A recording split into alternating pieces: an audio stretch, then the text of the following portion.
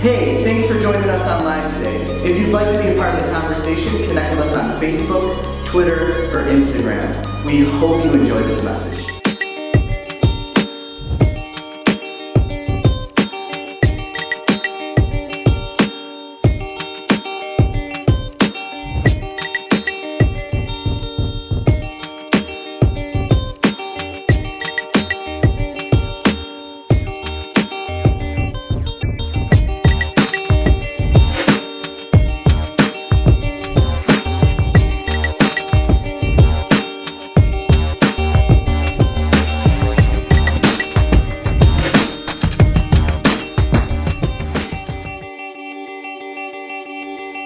Good morning. Today we're continuing in our series Relationship Rescue. Today's part 2, and today's message is entitled BFF, Best Friends Forever. All right, who used the phrase BFF at least once in their life? All right, everyone like between 25 and 35 just raised their hand. BFF, our best friends forever. And before we get started or too far into it this morning, I just want to do a little exercise with everyone. So if you would, close your eyes for just a moment. With your eyes closed, I want you to picture one of your best days ever. One of your most memorable days, maybe one of the most exciting days you've ever lived. Think about what you were doing. Think about what you were wearing, what the weather was like, where you were. Just imagine that best day you've ever lived. For some of you right now, you're picturing maybe your wedding day. For some of you, you're picturing a vacation or a trip to Disney. Maybe you're picturing the birth of a child. Maybe you're picturing the first time you ever tasted a Krispy Kreme donut. Thank you, Jesus, for Krispy Kreme. You can go ahead and open up your eyes. So I'd be willing to bet that most of us, when we picture the best day that we ever lived, or one of the most memorable days, chances are, in that picture, we would be with people. Chances are, if we're picturing a photograph of one of our best days, we're not alone in that photo, but there's people with us. There's people that we love, that love us. There's friends, there's family, because some of our best days usually involve people. For me, I remember my wedding day. Not only did I get to marry my BFF, my best friend forever that day, but up on stage with me were some of my best friends from my childhood and some of my best friends at the time. In the sanctuary with me at the time were people I loved and that cared about me, that were there to celebrate with me. Every birthday that I can remember, people were with me on my birthday. I'm blessed to have never had to have a birthday alone. And every birthday, there's friends and family with me, surrounding me. Every time I've seen the Niagara Falls, I've never seen the Niagara Falls alone. I'm always with people that I care about and who care about me. My hobbies that I enjoy in life, they're not things I do alone. They're things I do with people, like fish and hunt and ride my bike and go golfing. These are things that I do with people. The point is that on our very best days, we are with people that we love and that people that love us as well. But the opposite can be true as well too, right? On our worst days, maybe not as often as our best days, but on our worst days, a lot of times, those closest to us are surrounding us. The easiest example here is a funeral. On a funeral, people who love us and care for us are there to support us, and we go to funerals to love and to support others. And by the way, I'm just like you. I do not like funerals. I do not know what to say at a funeral. I have a lot of awkward tendencies that come out at funerals. I'm just like you. I don't like those. But if we were to picture our best days and our worst days, chances are we are with people. We are with friends. And I believe friendships are so important to who we are. In fact, I believe that when God created us, He created us for relationships. Number one, He created us for a relationship with Him, but He also created us for relationships with other people. Look at what Genesis 2:18 says. And this is right after God created the earth. He created all the animals, and He created Adam, and He put Adam in paradise, the Garden of Eden. And then it says this, it says, the Lord God said, "It is not good for the man to be alone. I will make a helper who is just right for him." Now, what I find interesting about this passage of Scripture is that Adam wasn't alone. In fact, the Bible tells us that God actually walked in the garden with Adam, yet God still considered his creation incomplete until He made somebody else. He considered his creation incomplete until Eve came along. And I believe the same is true for us. If we try to do life alone, if we try to live like a hermit and not invest in relationships, I believe our life is incomplete without relationships. So I believe this is important to talk about friendships, to talk about relationships, because we were not created to do life alone. Last week, we talked all about marriage and dating and romantic relationships. Today, we're going to talk about friends and friendships and how we can have better friends in life. And I believe this is worth talking about because of this. And if you're taking notes, this is the big idea of today's message. And it's simply this, that our friends can make us or break us. Our friends can make us better, or our friends can make us worse. So if the truth is that we were created for relationships, we know that there's some challenges that come with that, right? Relationships are not easy. They require hard work. So here are just a few challenges I thought we'd talk about very briefly this morning. The first one is that most friendships just happen organically. I mean, and maybe you're more strategic than I am, but when I look at all the friends I've ever had, I've never put a lot of thought or strategy into who my friends were. They just kind of happened out of nowhere. They evolved into a close friendship. I remember my best friend in middle school. We became best friends because he got into an accident, and my mom sent his family a card, one of those like, "We're praying for you, get well soon" cards, and his mom made him go and thank me for the card. And we ended up eating lunch together that day, and a friendship just kind of evolved out of that, and we became best friends in middle school. I remember my best friend in high school. I actually didn't remember how we became best friends. We're still best friends to this day, and he stood up. He was the best man at my wedding. But I asked my mom this past week, I said, "How did we become friends? I don't remember." And apparently she put a lot of thought into it because my mom met Doug's mom at a PTA meeting, and they, like his family, like my family, and my family, like their family. So they encouraged our friendship and set up these times where we can hang out together. And I'm thankful for that, by the way, because again, he's still one of my best friends to this day. I remember my best friend in college. I'm a little embarrassed to tell you how we became best friends, but I'd known him for a long time. And one day he just called me out of the blue and he said, "Hey, Brian, it's raining outside. You want to go puddle jumping?" In case you're wondering what puddle jumping is, we put our swimsuits on and we're looking for puddles in the grass that we can go belly flop in. And just, like I said, I was in college. Like, come on, weird. But we had fun. And so we became best friends. We started hanging out more, and eventually we became roommates. Some of my best friends now are just guys on staff here at the church, and we became best friends because we're with each other almost every single day, and we have a lot in common, so we just kind of began to hang out. I mean, none of my friendships, for the most part, had a lot of thought put into them. They just evolved out of nowhere. They just kind of happened. So that's the first challenge. The second challenge is that all relationships have conflicts. And we talked a lot about conflict last week in the context of marriage, and we'll talk a little bit about conflict today, but if you missed last week, go listen to last week's message on marriage and how Pastor Rick talked to us about how to work through conflict. And you can apply everything we talked about with conflict in marriage to friendships, and it works as well. I mean, we know it's true that there's no such thing as a problem-free relationship, and most of us are not good with handling problems. You could put me in that category, by the way. My strategy with handling conflict is ignore the conflict for as long as possible and just hope everyone forgets about it, and that never happens. So all relationships have conflict. They just kind of happen. And the third one is that we can have unrealistic expectations when it comes to our friendship. Unrealistic expectations. One of my favorite TV shows of all time is the show Friends.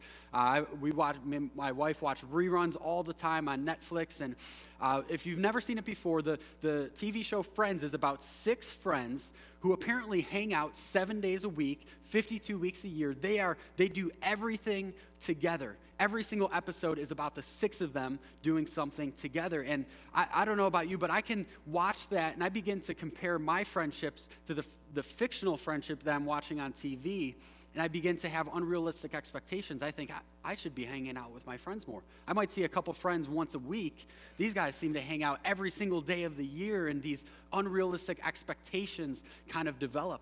And this has only gotten worse in the age of social media. Because I don't know if you know this, but when you scroll through your timeline, what you're seeing is people's highlights. You're seeing the best part of their best days. And when are we checking social media? Usually when we're bored and alone and at home. So we begin to compare the best part of people's days, their vacations, their big get-togethers with their friends, their trips to Disney, their wedding day, and we compare it with the most boring part of our normal day. And we begin to think, man, my friends are the worst. I need to get some new friends. I just have a boring life. So our friends just kind of happen. They involve conflict, and we can have unrealistic expectations. So what I want to talk about for the rest of today is 4 different types of friends that I think we can all use in life. 4 different types of friends that if we had these, whether we're a Christian or not, by the way, our lives can be better. But if we are a Christian, they can make us more like Jesus. They could help us to grow spiritually. 4 types of friends that we all need in life. The first one is this, is that we all need a friend who makes us better. Now, this is the obvious one. This is the one that our parents taught us from the time we were young, that we need good influences in life. We need people in our life that when we're with them, it just makes us a better person. They inspire us to be kinder or more compassionate or more loving towards other people. We need friends that when we hang out with them, we leave feeling like a better person. Look at what Proverbs 27:17 says. Proverbs was written by a guy named Solomon, who is known as the wisest man to live. He says, as iron sharpens iron, so a friend sharpens a friend. As iron sharpens iron, so a friend sharpens a friend, meaning our friends can make us better. For me, I mentioned Doug earlier. One of my best friends was the best man at my wedding. Doug is one of the kindest people you will ever meet on this planet. Even before he was a follower of Jesus, he put Christians to shame with how kind he was. And then he became a follower of Jesus, and he just became that much more kind. And when I'm with Doug, and when I talk to Doug, I leave feeling challenged to be a kinder person. I leave feeling better. Doug has made me better in my life. I have a friend, Ben, who was also in my wedding, and I've shared this with you in the past, but my first year of college, I made some stupid decisions, and I wasn't following Jesus, and there was a lot of things that I did that I'm not proud of, but when I got my life back on track, I was part of this college group, and Ben was my small group leader. Ben challenged me to know God on a deeper level. Ben helped change the trajectory of my life. Ben has made me better in life. I have a friend, Micah, and over the past several months, Micah has been challenging me to take better care of my body and to start exercising and to start eating better. He's kind of taught me that physical disciplines can be spiritual disciplines as well. That when we take care of our bodies, when we take care of ourselves physically, that we can glorify God through that. Micah has made me better. Peter, our youth pastor, and by the way, if you have a kid in middle school or high school, we have one of the best youth pastors you can imagine. And Peter, he is one of the most adventurous and the most positive people I know. Being around Peter, when I leave hanging out from him, I feel like a better person. I feel like I have a better outlook on life, and I'm just a more positive person. I could go on and go through the list of all my friends, but the question we have to ask ourselves is this: are our friends making us better? Are our friends really making us better, or are they making us worse? Because we know the opposite is true as well. Our friends can make us worse. And I'm not going to give you specific examples with this, just in case one of those friends came here today, but we know we've all had friends that we could say, okay, they've made me worse. Like I have to worry about if I'm going to get caught by someone or get arrested when I'm with this friend. We've all had friends that make us worse. 1 Corinthians 15 says this. It says, do not be misled. Bad company corrupts good character. Meaning you could be the greatest person in the world, but if you surround yourself with people who they don't have the same values as you, they're not living in the same way as you, it can corrupt your good character. I heard this story about a farmer who he had these crows in his farm, and so one day he takes his shotgun out and he's like, I'm going to get rid of these crows, and he starts shooting at the crows, and then he goes over to the pile, and in the middle of the pile of these birds, he sees his pet parrot, and it's sitting there. It's still alive, but it's injured, and its wing is broken, and so the farmer, he takes the parrot back into his house, and his kids are they're wrecked. They're like, Dad, what happened to the parrot? And the farmer simply replied, bad company. The parrot was hanging out with some bad influences, and he got in trouble. Are our friends making us better, or are they making us worse? So what I want to do for each point in this message, I want you to think about one friend that applies to each one. So there's a spot on your message notes to write the name of one friend who you can honestly say makes me better. When I'm with this person, I feel closer to God. When I'm with this person, I make healthier decisions. When I'm with this person, I'm just a better person. Write down their name. And if you can't think of someone, it's okay. We're going to work on doing something about that today. But try to think of one person who makes you better in life. So as you're doing that, the second one is we all need a friend who is pouring into us. We need friends who can pour into us. And what I mean by this is we need friends who are wiser than us. We need friends who maybe have more knowledge than us in certain things. Another word for this is just a mentor. We need mentors in life. Proverbs 13:20 says this. It says, walk with the wise and become wise. Associate with fools and get in trouble. Meaning if we just hang out with wise people, naturally over time, we will have more wisdom. But if we hang out with people who aren't as wise, we're naturally going to have less and less, and we're going to make foolish decisions. He says in Proverbs 19:20, he says, get all the advice and instruction you can, so you will be wise the rest of your life. See, I believe out of the 4 friends we're going to talk about, this might be the one where we have to be the most intentional. Most friendships just happen organically, not so much this one, though. Sometimes we have to pursue this relationship. We have to pursue this friendship. We have to be intentional about finding this type of friend. For me, I'll give you a few examples of this type of friend in my life. Pastor Rick is the obvious one. Yes, I'm his employee and he is my boss, but over the years, we have become very close friends. And he's become a mentor in my life. And I've learned so much about leadership and communication and ministry from that man. He's taught me these things over my life, but I have other mentors and people who pour wisdom into my life as well. I have a group of guys that I meet with on a regular basis that many of them are pastors of larger churches. Many of them are executive pastors who have similar responsibilities than I do, but they've been doing it a lot longer. And I just ask them, hey, would you just pour into me? I'll just read them off questions. Some of them I never even met until I emailed them one day and I said, hey, would you just have coffee with me? I just have a few questions to ask you, and a friendship developed out of that. I was intentional with these. And it doesn't just have to be professional, by the way. It's great to have mentors in your life that can help you in your profession, but it could be spiritual as well. Maybe you're a new follower of Jesus and you find someone who's been following Jesus a little bit longer than you have, and they are where you want to be. So you just ask them, hey, would you invest in me? Easiest way to do this, by the way, is to get involved in a growth group.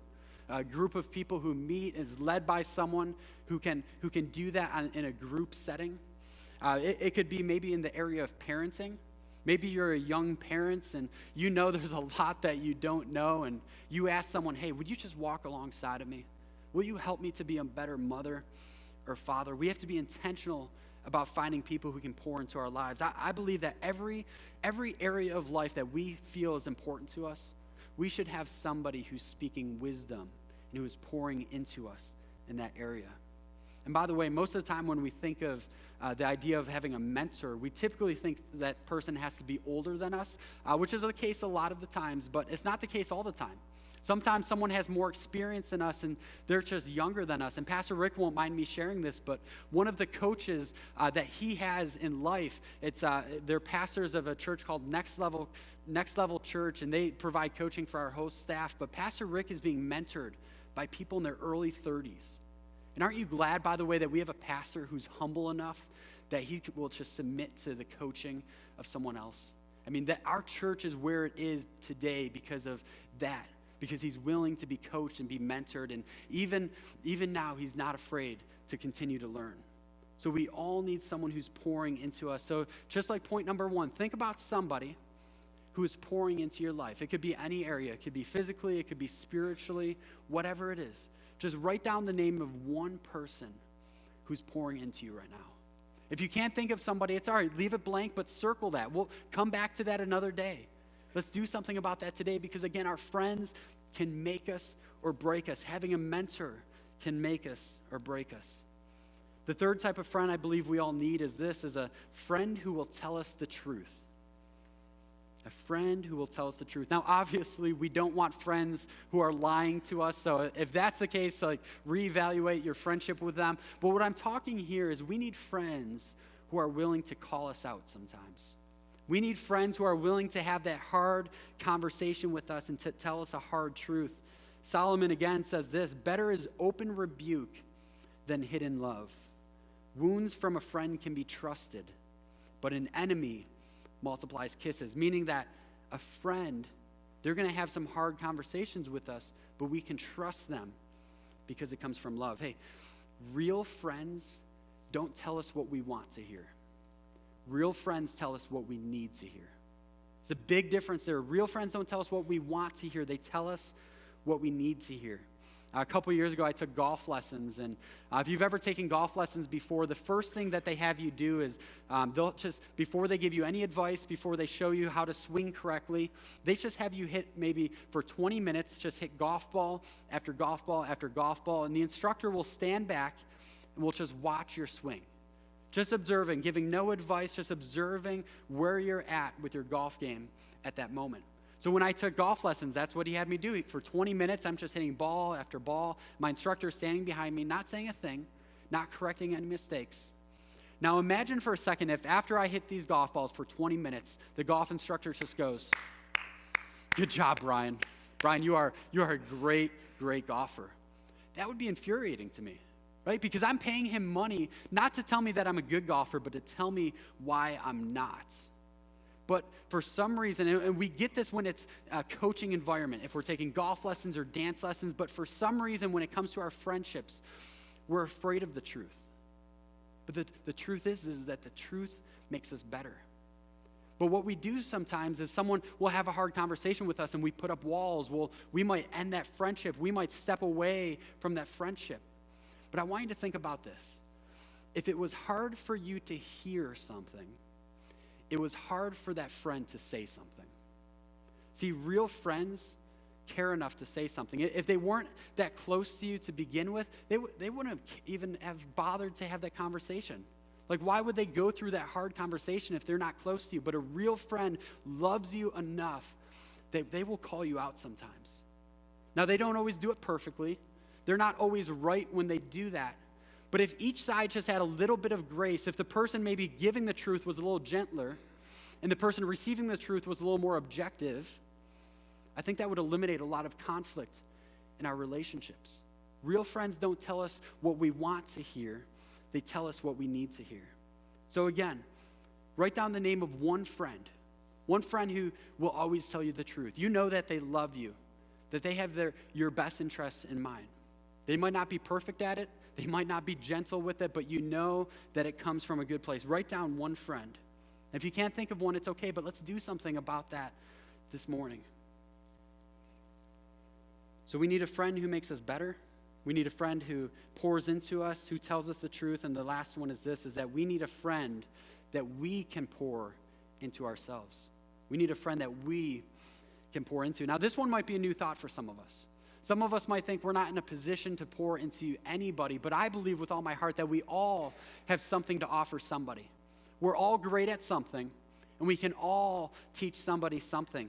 So what is one area that you're gifted in? Maybe it's at work. Maybe you've been at your job for 20 years, and you can take a younger employee under your wing and teach them the tricks of the trade. You can just help them to be a better employee. Maybe it's spiritually. You've been walking with Jesus for a long time. Hey, you have something to offer somebody. Start mentoring somebody one-on-one. Lead a growth group and walk a group of people through a book of the Bible or something. Maybe it's parenting. And hey, even if you say you're a lousy parent, people can learn from your mistakes instead of their own mistakes. So take someone under your wing, teach them, teach someone with less experience than you, because this is the cool thing that happens. When we pour into others, we pour into ourselves as well. When we pour into others, we pour into ourselves. I can look back at my life, and the times that I grew the most spiritually, one of two things was always the case. Either somebody was pouring into me and investing in me, or I was investing in others. Because when we teach someone, when we mentor somebody, we learn too, and we benefit too. In fact, scientists have proven that the best way to learn something is to teach something. They call it the protege effect. When we learn something for someone else's benefit, we learn it on a whole nother level than if we were just to learn it or read it for our own benefit. An example of this is just a few months ago, I was listening to this podcast, and it was about this business model, how every business goes through this life cycle. And depending on where that business is in their life cycle, you need a different type of leadership in that business. And so I took this to Pastor Rick. I said, hey, this was for businesses, but I believe this can be used for ministry as well. I think this could help the churches that we're coaching. And so Pastor Rick asked, he goes, would you teach this to our staff? So I went back to that podcast and I re-listened to it, and I started taking a lot better notes because now I had to teach it to somebody else.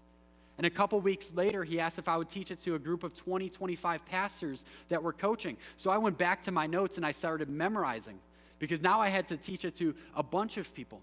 See, when we learn it for someone else's benefit, we learn it on a whole nother level than if we were to learn something just for ourselves. So if you want to be a better golfer, teach somebody how to golf.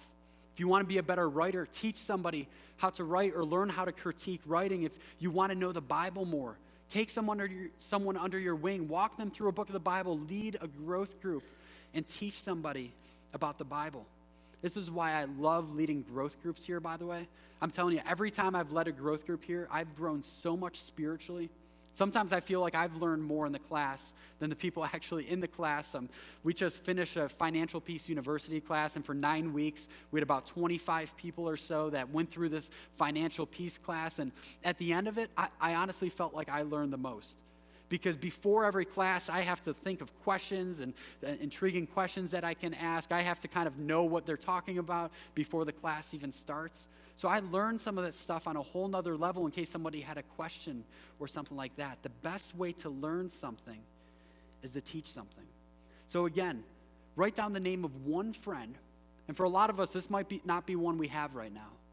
But write down one friend that either we are investing into or that we can start this week. Maybe there's someone at work. Maybe there's someone here at church. I don't know what it is for you, but who's one person that you can begin to pour into and help make that person better, and in return, become better yourself. So by the way, there's no such thing as a perfect friend. All right, I don't want you to come out of this message thinking, all right, I have the worst friends ever. I need to get rid of all my friends and start over. There's no such thing as a perfect friend, and the purpose of this message is not for you to make some phone calls today and say, hey, we need to stop hanging out. But the purpose is this, and I have these cones up here on stage. In life, we have friends that are closer to us. We have friends that maybe we're just acquaintances to. We have friends that we see every once in a while that are in the middle. And we have friends that are all over the place in our life. But the purpose of this message is not to get rid of all of our friends, but to think about, okay, what are the ones that are making us better? You know, this one, I think I'm going to get arrested every time I hang out with that person. We're going to move them back. This one, though, you know, they challenge me to be more compassionate. This one has something to offer me. This one, I can maybe offer something to them, and I can take them under my wing and begin to teach them. If we just put a little bit of strategy with who we're with the most, it can change our life. Just today, this morning in my devotional, I was reading that we are the average of our 5 closest friends. Meaning if you look at the 5 people you spend the most time with, probably your hobbies will fall somewhere in the middle. Probably your values will fall somewhere in the middle. Yet so many of our friends, they just happen. We don't put thought. We don't put strategy. So begin to think about who's maybe someone that you need to stop letting them influence you. Who's someone that makes you a better person, that pours into you. Now I want to talk about one more type of friend before we end today. And it's actually a type of friend that Jesus talked about himself. One of the times when it was the last time he was with his 12 disciples before he went to the cross. It was one of the last times he's pouring into them. He's mentoring them. He's pouring wisdom and knowledge into them. And he begins to talk about friends. And he says this in John 15:13. Jesus says, "Greater love has no one than this, that someone laid down his life for his friends." Now I pray that we're never in a situation where we have to find out if we have those types of friends. I pray that none of us are in that situation. But what's ironic about this passage of Scripture is shortly after Jesus said that, he laid his life down for those 12 friends. He laid his life down for all of humanity. Jesus willingly was arrested. He was put on trial, a trial that made them a mockery of the Rome's justice system because it found an innocent man guilty and it sentenced him to death. But Jesus did it willingly because he knew that through his death, mankind can have a right relationship with God. That through his death, that the sins of the world can be forgiven, that we can be in relationship with the creator of the universe. He did it willingly for you and I. See, I believe Jesus is the best friend we could ever have. We started today off by thinking about a photograph of either our best day or our worst day ever. And in those photographs was people around us, but in every one of those photographs, even though we can't see him, Jesus was with us. On our best days, Jesus is celebrating with us. He's smiling. He's loving the fact that we're enjoying the life that he gifted us with. And he's there on our worst days as well. On the days that we're in pain, he's there in pain with us. He's crying for us. He's hurting with us. Jesus is always there. I told you earlier in the message that my first year of college, I didn't make the best decisions and I wasn't living for Jesus. I was living for myself. And after I straightened my life around and rearranged my priorities, I would think sometimes, what did Jesus think about me when I was in those dark days? How did he view me? Was he judging me? Was he what did Jesus think? If he was in that photograph, what would Jesus be doing in those days? And the only picture I can come to in my mind is Jesus just being there for me, loving me in subtle ways I may not have been able to see in the moments, but looking back, I can see so clearly now. Crying with me on the hard days, loving me, just encouraging me, always there for me. See, I have some amazing friends in my life, but none of them have been more consistent, have been more loving or forgiving or understanding or sacrificial as Jesus. He's the best friend we could ever have, and he is always there for us. If you would bow your head and close your eyes, we're going to close in prayer. But if you would today, if you say, Brian, I maybe heard about Jesus, I may have even believed in him, but I've never started a relationship with him. And today, I want to make that decision to follow Jesus. I want to make that decision to have a relationship with a God of the universe who is there for me, who wants to know me on a personal level. If that's you today, I'm not going to embarrass you. I'm not going to ask you to come up or stand up or anything like that. But if you would raise your hand, I just want to pray for you. If you would raise your hand right now, you can just raise it and slip it down. I want to pray for you. The best friend we can ever have, a friend who will change the trajectory of our life forever. Slip up your hand. Thank you. Thank you. Thank you. If you would, if you raise your hand, and everyone here, just in your hearts, just pray something like this in your heart. Jesus, I'm sorry. Jesus, I've been trying to live this life for myself, and God, I've had good days and I've had bad days, but my life is incomplete right now. And I need a relationship with you, Jesus. I believe that you're the God of the universe. I believe you died on the cross for my sins. And I believe that you offer that gift to me for free. So Jesus, I ask that you come into my life and God, help me to clean things up. I thank you that you don't expect me to have it all together right away, but God, I want to follow you today. And for the rest of us, God, I ask that you would help us to be more strategic with our friends. God, help us to understand that we really are the average of our 5 closest people. So if we would just be a little bit more strategic and pull those who are better, who make us better, who pour wisdom into us, if we would pull those closer to us, God, we trust that we will be more like you. God, we love you and we thank you. We pray this in your name.